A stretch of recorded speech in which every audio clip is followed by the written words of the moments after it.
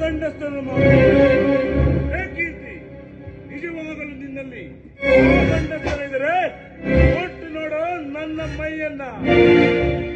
ನಿಮ್ಮ ಹಾಗೆ ಬಡವರ ಹೊಟ್ಟೆ ಹೊಡೆದು ಹಾಲು ತುಪ್ಪ ಬೆಳೆದಿಂದ ದೇಹವಲ್ಲವಿದು. ಬಡವರ ಮನೆಯಲ್ಲಿ ಗಂಜಿ ಕುಡಿದು ಬೆಳೆದ ದೇಹವಿದು.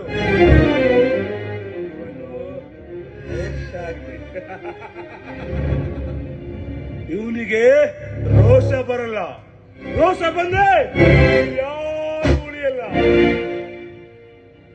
ನೋಡು, ನಿನಗೂ ನಮ್ಮ ಹಾಗೆ ಶ್ರೀಮಂತನಾಗಬೇಕಂದರೆ ನಮ್ಮ ಜೊತೆ ಸೇರು. ಶ್ರೀಮಂತನಾಗುತ್ತೀಯ. ಅದನ್ನು ಬಿಟ್ಟು ಈ ಶ್ರೀಮಂತನ ಲೂಟಿ ಮಾಡುವುದಕ್ಕೆ ಕೈ ಹಾಕಿದರೆ ಕೈ ಹಾಕಬೇಕಾಗುತ್ತದೆ.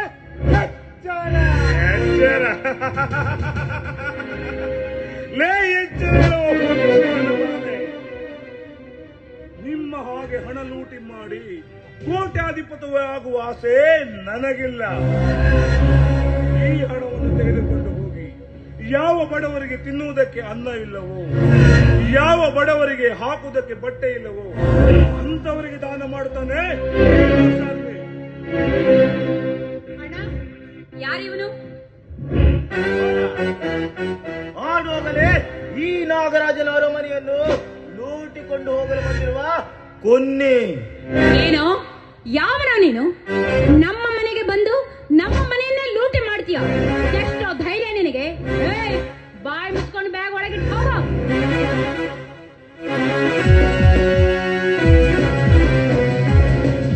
ಹೊಗಳುವ ನಾಯಿ.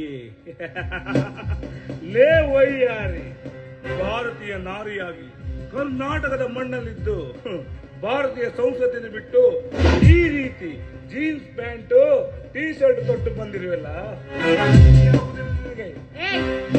ಇದು ಈಗಿನ ಫ್ಯಾಷನ್ ಕಣು. ಒಂದು ಹೆಣ್ಣಿನ ಹಕ್ಕು. ಅವಳು ಹೇಗೆ ಬೇಕಾದ್ರೂ ಡ್ರೆಸ್ ಮಾಡ್ಕೋಬಹುದು. ಅದನ್ನ ಕೇಳೋದಕ್ಕೆ ನೀನ್ಯಾರು? ನಮ್ಮ ದೇಶದಲ್ಲಿ ನಿಮ್ಮಂತ ಹೆಣ್ಣುಗಳು ಇರುವುದರಿಂದಲೇ ಇಂದಿನ ಗಂಡು ಮಕ್ಕಳು ಹಾಳಾಗುತ್ತಿರುವುದು. ಏನಂದ್ಯೋ? ನನಗೆ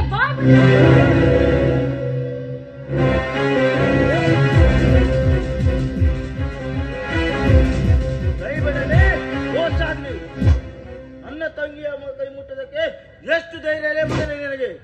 ಸುಮ್ಮನೆ ಆ ಬ್ಯಾಗನ್ನು ಕೊಟ್ಟು ಹೊರಡ್ತೀಯಾ? ಇಲ್ಲ, ನನ್ನ ಬದುಕಿನಿಂದ ಸುಟ್ಟಿ ಬಿಡಲಿ. ಲೇ ನಾಗರಾಜ್, ಈ ನಿನ್ನ ಗೊಡ್ಡು ಬೆದರಿಕೆಗೆ, ಈ ನಿನ್ನ ಲಡ್ಡು ಬಂದೂಕಿಗೆ ಹೆದರುವ ರಣಹೇಡಿ ಗಂಡೆಂದು ನಾ ತಿಳಿದೀಯ? ನಿಮ್ಮ ಮನೆ ಸುತ್ತಲೂ ಕಾವಲುಗಾರರಿದ್ದರು, ಅವರಿಂದ ತಪ್ಪಿಸಿಕೊಂಡು ಹೋಗುವ ಗಂಡು ಇವನು. ನಿನಗೆ ನಿನಗೆ ತಮ್ಮಿದರೆ ಹಿಡಿಯೋ ನನ್ನನ್ನ.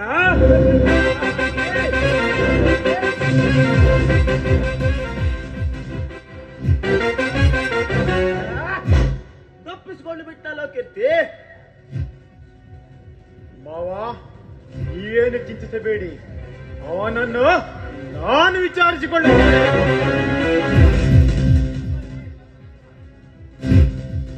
ಮೊದಲು ಅವನ್ಯಾರಂತ ಪತ್ತೆ ಮಾಡು, ಆನಂತರ ಅವನ ಸಮಾಧಿ ಮಾಡಿರಾಯಿತು.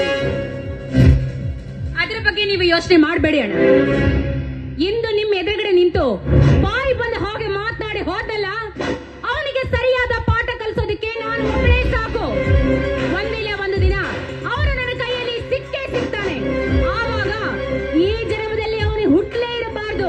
ಆ ತರ ಅವನಿಗೆ ಪಾಠ ಕಲಿಸಿದ್ರೆ ನನ್ನ ಹೆಸರು ಶೋಭಾನೆ ಅಲ್ಲ.